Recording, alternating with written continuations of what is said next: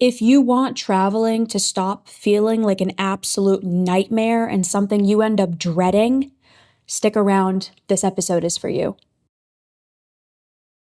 For travel, a lot of us feel like it is absolute insanity. It stresses so many of us out. But what if that stress was honestly a you problem because you're not being as proactive as you could be? Hey, everybody, it's Bianca. Welcome back, Evolvers. It's Emilia for episode 530, How to Not Feel Like a Mess While Traveling. Yes, I did just at you in the intro. It is likely a you problem, is what I said. But ultimately, what this episode is all about is if you're struggling to feel like travel, any sort of traveling is not a calm experience, this episode is for you. And by the end of this episode, I'm going to share some of the tips and some of the tools, some of the tricks that people I've seen use again and again that actually has helped to calm the whole season process, et cetera, experience of travel so that it's not nearly as stressful and it's not nearly as a big setback as so many people experience in their life. And so that you can actually enjoy the experience and not feel like it was wasted time, wasted effort. You didn't actually end up getting from it what you wanted. Because that's Yeah. what so many people end up experiencing when they travel. It's like we might as well have just stayed home. You know what? And that Like adding sucks. to that, oh, sorry, go ahead. I just said that sucks. It does suck. Yeah, no. And adding to that, I forget who I was having a conversation with, Bianca, but it was like 2 weeks ago where we were talking about vacation. And I think what this person had said, they were like, I'm going on vacation. I was like, oh, that's exciting. And it's like, yeah, but kind of like not though. And I was like, yes, exactly. Usually there's excitement, but then no. And I'm like, okay, well, so talk to me, like, tell me more. And this person was like, well, we have 2 weeks off, but like, it's honestly not even enough because where we're going for vacation, they were going to somewhere like out of country. It's not like we're not even going to be able to get our nervous system synced in. So by the time our travel is said and done and we get to our location, we're going to have like 3 or 4 days there. Then we're going to have to pack up and come home because of the travel. And I was just thinking to myself, like, I get that. And I totally understand how when people are taking vacation or when there is travel, how much the pre, during, and post is a whole thing that, to your point, when we go and travel, it's for a specific purpose. It is common and it is going to continue. And to that end, what level of productivity are we taking to where we actually can get out of it what we're expecting or to the expectations that we're going and seeking it for, be it vacation, be it business, be it family, whatever it is, right? Like what is certain, what is true is that you are going from location A to location B, and maybe there's stops on the way to C and D. But here's the thing, location A is likely home base. So when you're traveling out of your quote unquote home base, your natural environment, the key here is you're going to feel like a mess inherently because of the fact that you already have the environment changing, stimuluses changing just for your body and your brain to adapt to. And one of the biggest things that I see, Bianca, is sleep. Sleep gets disrupted so bad. I mean, you and I have someone that's in the Evolve Out of the Mud group chat that when we were doing our Evolve Sleep Challenge, he was talking about how when he travels, his sleep is exponentially lower. And Destroyed. we saw it from like 7 hours, 8 hours per night to like now 5, 4. And, that I think we learned that was like a bachelor party. And I'm hearing from some of my clients that have been to bachelorettes as of late as well, their sleep not only is destroyed, but any goals that they have while they're trying to travel, be it business or a bachelorette or family or vacation, there is so much that they end up having to be in reactivity to that their travel, their vacations, their bachelorette, their time with their friends, et cetera, isn't actually getting the worth it component that you just named as much as we could be. Well, because when people travel, when they go on bachelorettes, whatever, any sort of traveling out of the home, it's almost always an escape. an escapism. I am escaping the mundanity of my day to day. And so I want to make sure that I can cram as much into this as I can. So screw my Mhm. goals, screw, doing anything that's good for me because I actually hate my life. And I Mm. want this 1 week or however long the time is to basically make up for the other 51 weeks out of the year where I'm Right. miserable. Right. And usually so much out of alignment to that end, right? Right. Staying at a job that you hate, or with a family that you wish you could set up boundaries for, or colleagues and coworkers that you're networking with instead of actually doing the things that you love, or participating in a hobby that you want to develop. The list is huge. And so this episode, I think one of the things that I want to pull out of here, which is where this episode was inspired from, is now we have evolvers in this community, not like we didn't before, but we do have evolvers in this community that are taking what we're saying on these podcasts and actually taking action with it. And we have clients in this community who are taking action and communal action at that and are becoming the leaders in their circles, which is amazing. And I really want to highlight what they're doing and they're starting to implement. We all can kind of take a page out of that book of recommendations because of what they're able to gain through that.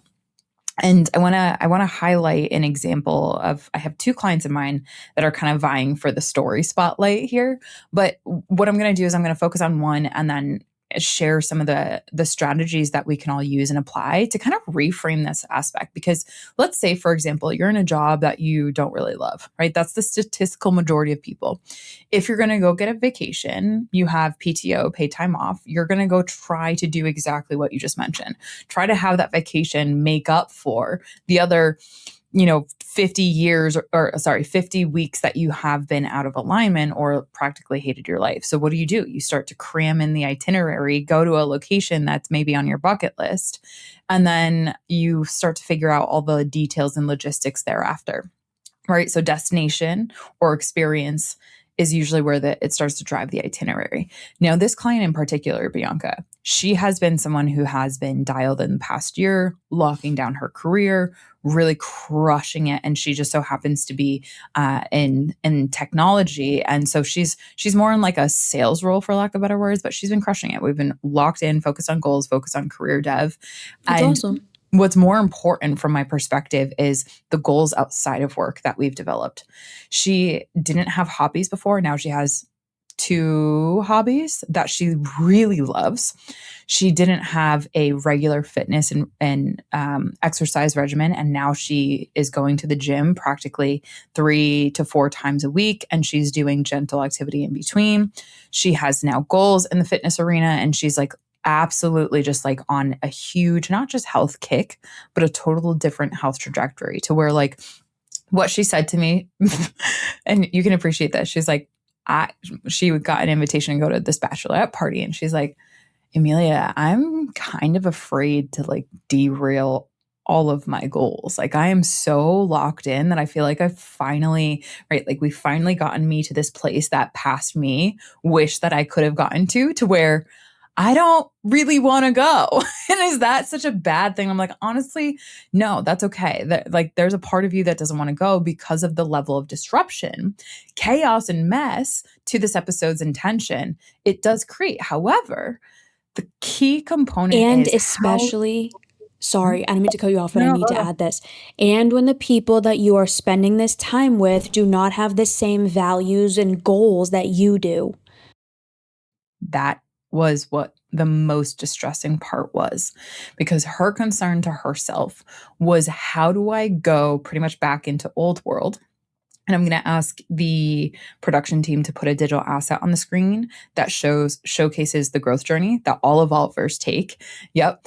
And so essentially she was going back into old world because this bachelorette party was it was a destination to, I want to say it was Arizona in the United States. And all the people were from her past, old world. So all these people she hasn't really connected with or talked to, she's actually outgrown. But because she is connected to the bride, right, she's now going back into old world. And so her concern was I've grown and I've gone through lowland land. I'm headed towards a new world.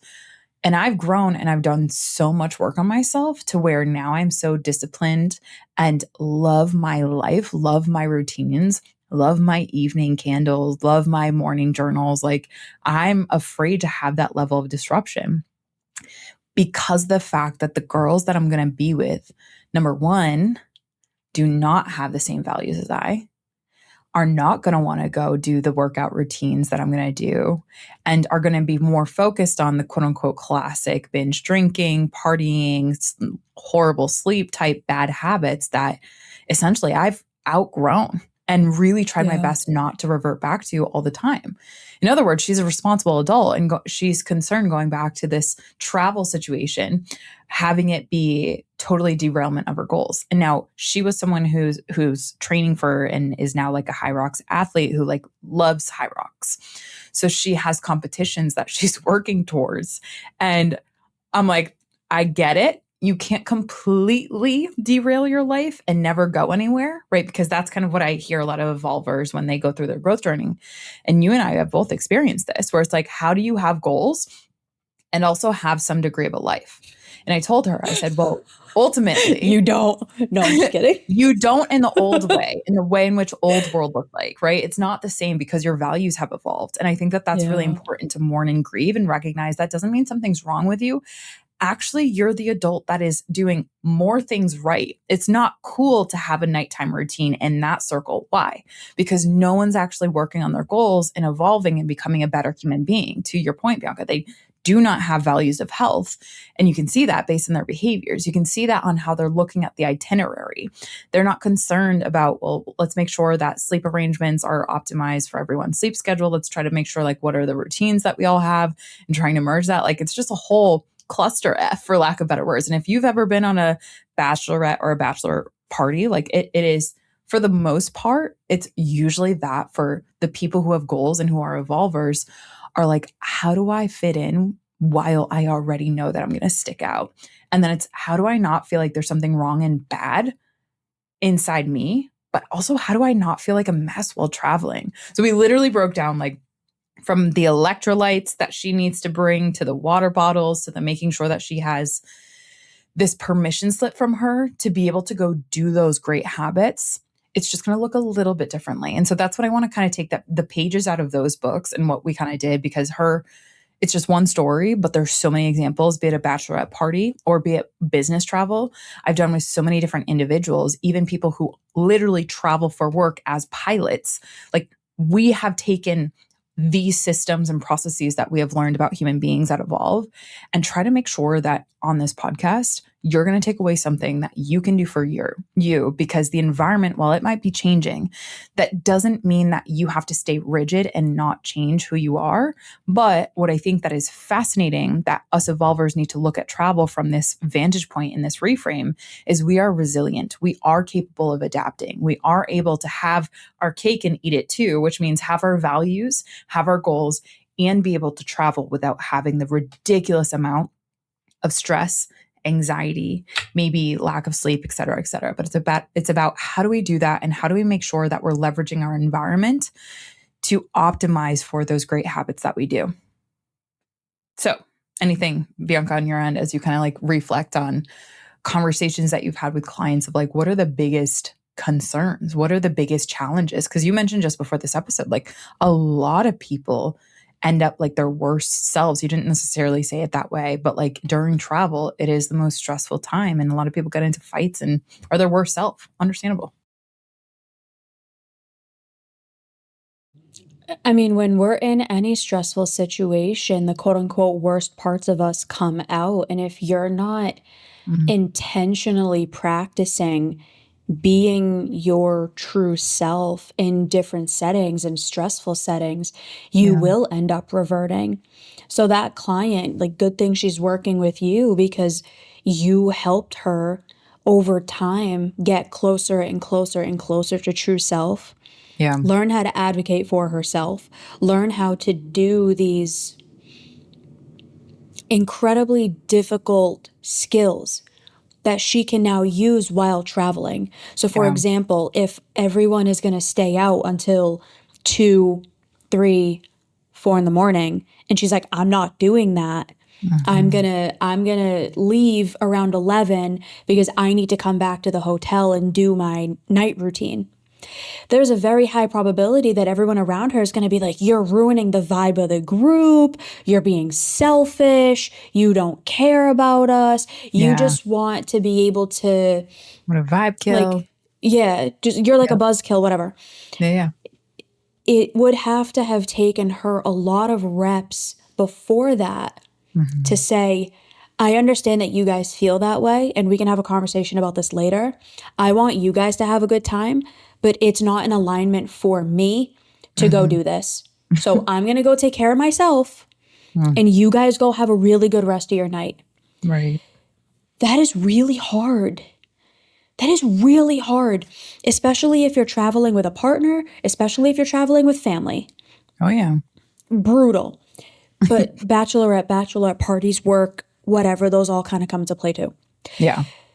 When you are traveling, it's not about the travel, it's about everything you have done before that to get yourself to a place where you can utilize these Mhm. skills to be able to then advocate, to stay in line with what matters to you, and Mhm. then to not let the travel be something that completely ends up derailing you and your goals.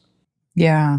I was talking to someone last night, Bianca, who he hasn't traveled outside of, he lives in Canada and he hasn't traveled outside of his province. And we were talking about travel because I was sharing with him, like, he has exam anxiety and we were talking about that. But I was sharing with him, I used to have that, but now it's, if I'm going to have that level of performance anxiety, it usually is the night before travel because there's so many different logistics and moving parts, et cetera, et cetera. And what I was sharing with him to build on what you were just saying is the fail forwards of all the past times that I've traveled.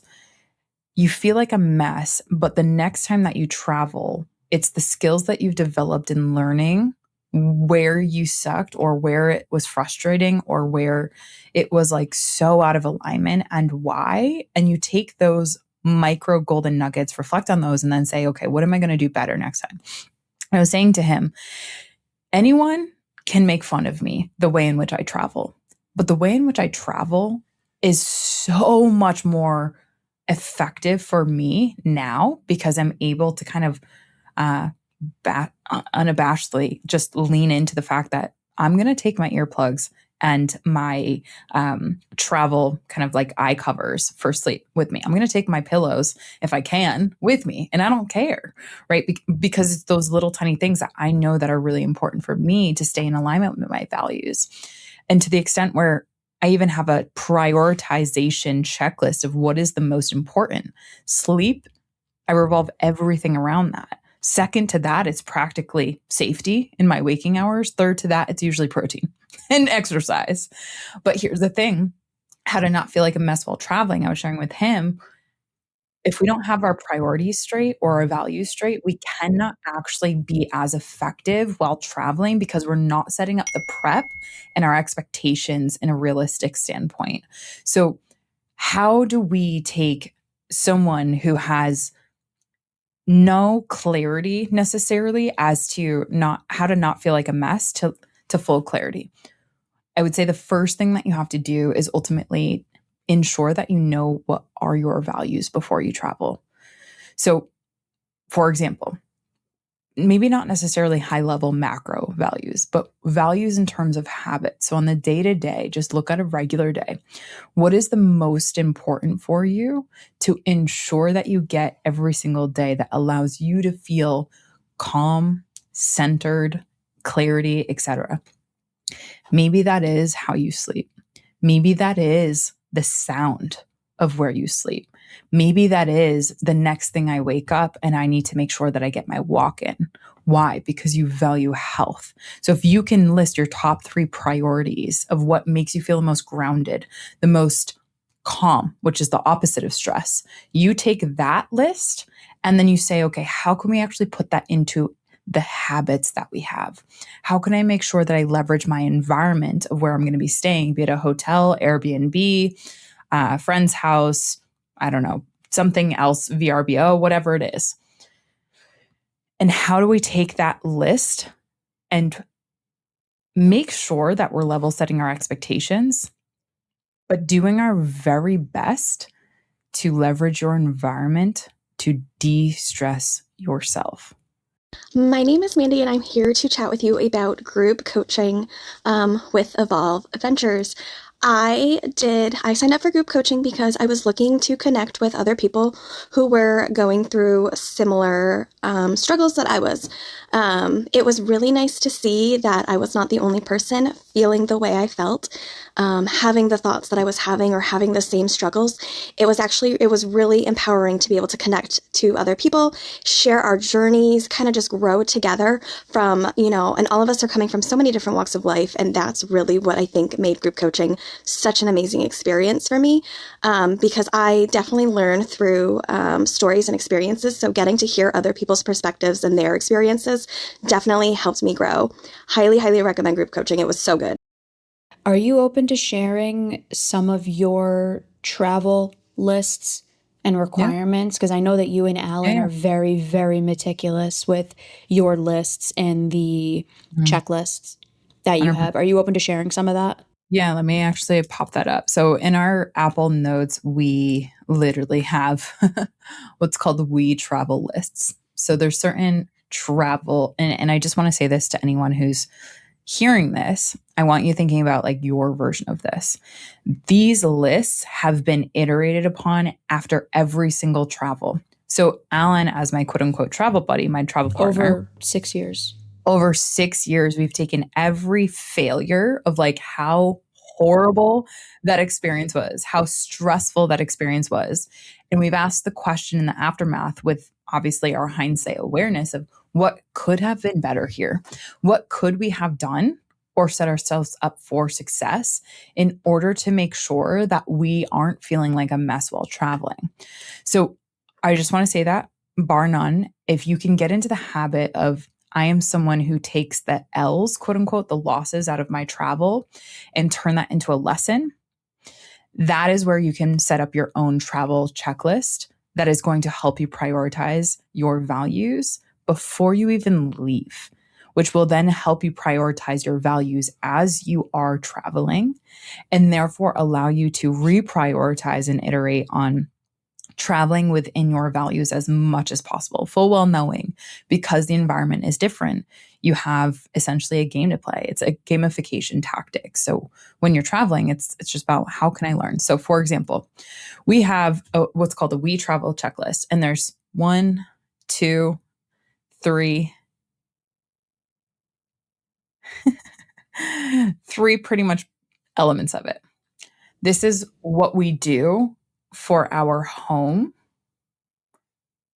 making sure that home base is tightened up well before we leave. So an example, uh, and again, we're a little extra in this, but like homeless, for example, get mail, lock doors, turn off light, turn off heat fans, empty dishwasher dishers, cat cams, unplug strobe light. And no, we don't have strobe lights going, but there's a red light that pretty much is a strobe light. Um, automations adjust, make sure that everything's locked, making sure that the plants are watered, like things like that, taking outdoor cushions. There's little things that are important that gets that.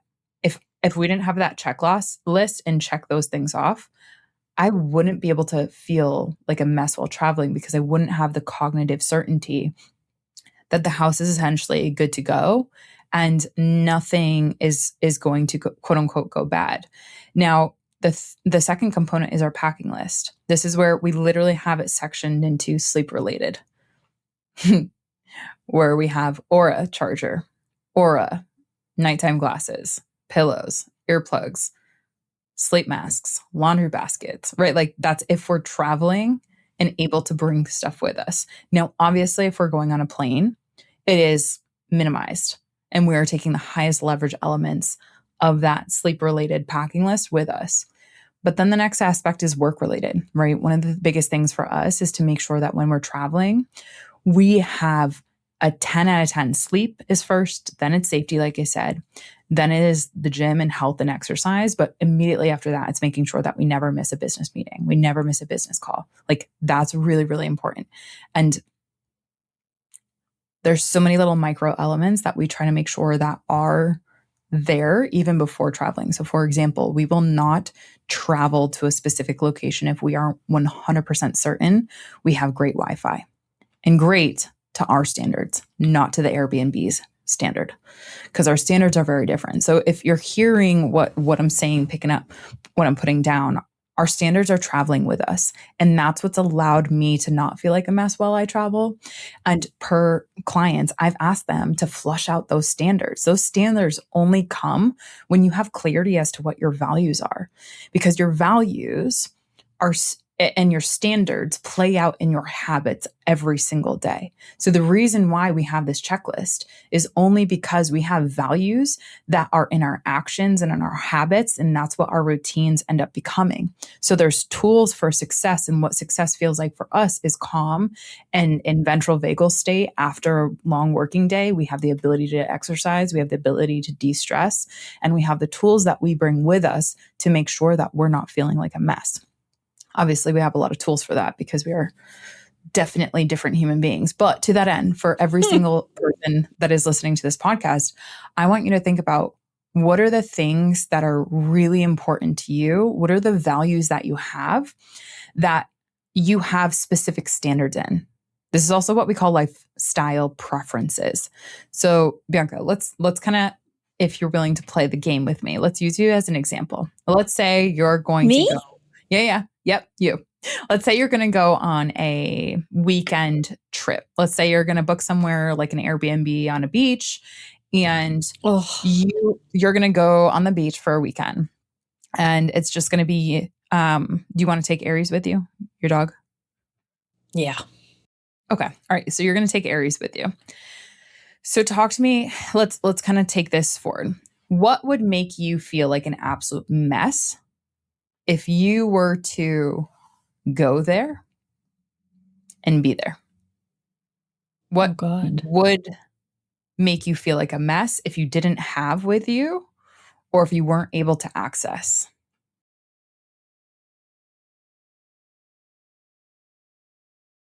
Wi-Fi, number one. Okay. A good bed for my back. Strong. Okay. Like, it needs to be a soft mattress. Okay, great. One more thing.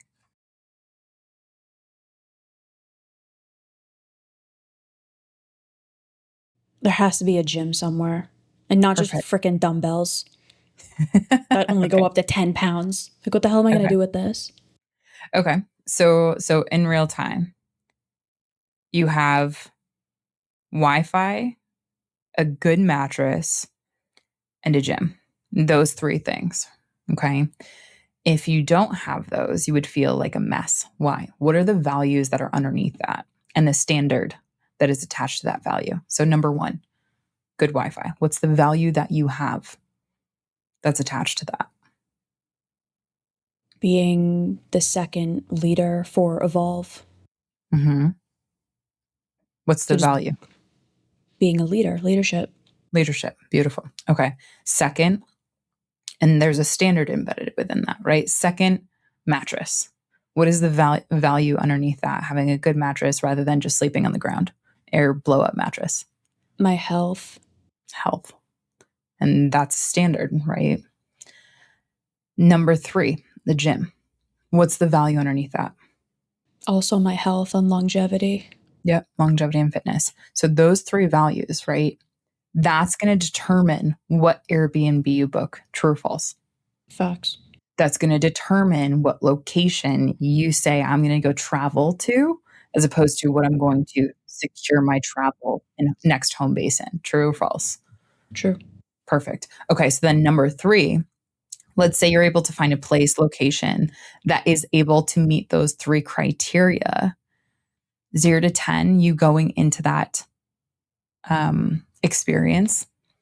If 10 is the mess, like off the rails, you're going to feel after when you get back, or 0 is like you feel like you've never really fully swerved and you're able to have a great experience.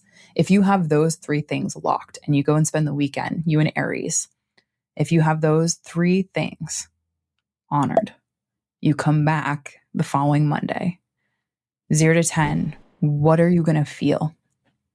The 10 being a hot mess. That was a crazy weekend. That was horrible. 0, I was dialed in and calm and able to honor what makes me feel secure. Definitely the 0. Hell yeah. Okay. All right. So something like that is the process, wash, rinse, repeat, that anyone can apply how to not feel like a mess while traveling. Now, what happens, last thing, what happens as travel does to us all? What happens when things don't go your way? How are you navigating the distress tolerance when it comes up? Or the distress?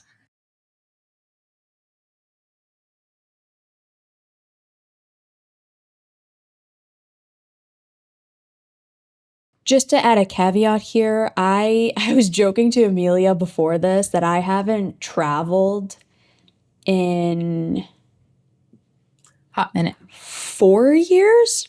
Was that when we went to Otis? I don't 3 know. years? I do know 4 you do years? day travels though, for sure. Yeah, but that's different. I haven't traveled in a while, so I say this with a grain of salt because I don't have lived experience of this, and I'm really trying to not give advice on things that I haven't had lived experience to. That is a super standard of mine that I'm Great. really leaning into. So, but with day travel, I can use that as an example. But if I'm hypothesizing what I would do, it's not about what I'm doing on that day. It's about everything that I have done up to that point to help me be the person who handles stress well. So if Nice. things are going off the rails, I have enough previous experiences of mitigating challenges and difficulty that I would potentially have a better chance at handling it because I have built the fundamentals, which are like self-regulation, taking a minute, like checking in with myself, and coming up with a game plan. Oh, yeah. Huge. So I really appreciate that because a lot of what you do beforehand is what is brought with you during travel. And what I know is that a lot of people will chuck that out of the window when it comes to travel. I'm sure we can all think of someone who gives themselves a pass while they're traveling, be it food, be it exercise, be it any sort of goal that they might have had. And now I'm not making that wrong, but there's implications to that. And what I'm saying is that most people actually feel like a mess because they let themselves off the hook, convincing themselves that that's going to be good for them. 90% of people, if not 95% of people, have regrets about that afterwards. They just are unwilling to admit that to themselves. So let's say someone who's been on a healthy streak of, I don't know, maybe dieting. They all of a sudden go on vacation with their family and they're binging, they're drinking. 2 weeks later, they get back. They're not happy with themselves. And we know because we see people behind the scenes. So that stress is also a can I trust myself in different circumstances than what I'm used to? So for anyone listening to this, what I encourage you is to take one thing from this episode and actually apply it. When things don't go how you planned it, which is honestly travel 100% of the time, what is your skill to manage that stress? Is it in the before and your prep? And what is within your prep that level sets your expectation that things aren't going to go to according to plan? And here's what your plan is in that plan. Here's what happens when you're stressed out. This is what you go and do because you're the type of person that has handled stress up until now and you know how to navigate situations like that. Is it in the during? Do you navigate stress well? And when it comes up, are you noting down what is bringing you stress? So like, for example, in the We Travel checklist that Ellen and I have, we have the go-to when there's something that isn't on point and it's because it's within our control. we go ahead and note it down in that moment. So it literally like helps us know that in the future, we're going to do everything in our power to avoid this. But even then, there might be some things that we can't avoid. But did we do our part to try to help de-stress our future selves? Is that in the during or is it in the after? How afterwards you are done with your traveling and all of a sudden you have a whole experience review. After that client, and I'll close on this. After that client came back from a bachelorette party in Arizona, we took a whole session just to break down what came up in the pre, the during, and the post, just like any athlete would in the aftermath of their experience or like a game. Why? Because she is not in the process of, after an experience, making sure that she is extracting all of those 1% improvements for her in the future, which also includes being the type of person that can say, you go have a good time without me in the social world, because a lot of stress comes from the social world while traveling, not just on the logistics front and staying on the rails. So, how dare you take care of yourself and honor your boundaries and your values, you selfish. Exactly. Yeah. And I told her, and this is the last thing I'll say, I told her, I said, honestly, that like, because she said, I feel like they like all hate me because I had gotten up in the morning and I went and did my yoga. And it's like, honestly, the real truth that they'll never tell you is they hate themselves for not having the courage and the discipline to be able to do what you are doing. They all want to be healthier. They all want to be better in shape, but they are not doing the things when it really matters to make sure that they're voting for themselves when it's uncomfortable, as it gets stressful, when you very well could give yourself a pass. And the fact that you are doing that, you're the living, breathing example that it is possible. They're just choosing not to. So it's not that they don't hate you, they hate themselves and they're projecting that on you. But I understand what that feels like, because there's nothing worse than being the mirror walking around when everyone else is giving themselves a pass and pretending like they don't exist. So to that end, if you have travel coming, if you have travel that is already booked, let's connect, because at the end of the day, not taking these little 1% improvements that actually compound over time, the chances are that you're going to be traveling in your future. And the chances are there's going to be stress with that travel. What are the chances that you are voting on yourself and that future self for being the most effective version of you while you're traveling? The chances only increase with your willingness to actually take what we learned and said and shared in this episode, apply it to your world, and actually implement it. So, as always, Bianca and I always have our calendars open. Obviously, we are busier now than ever, and we are grateful for that. But if this is something that you want to get better at and stop feeling like a freaking mess while you're traveling, and stop letting yourself off the hook of like, oh, well, there's no healthy options while traveling. If you want to end that BS that everyone else likes to continue to feed themselves, reach out. So that is my final takeaway, because the stories that we tell ourselves on the daily, they get exponentially more diluted and distorted when we're traveling because of that. So very true. Closing thoughts, episode suggestion. Very true.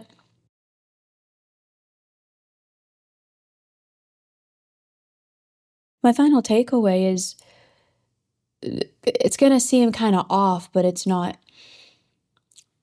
Maybe you need to really sit down and take a look at your life and why your life in general feels so misaligned to where travel is your only reprieve, and why it's then hard to prepare for it because it feels like you're not enjoying the moment because you're having to prepare.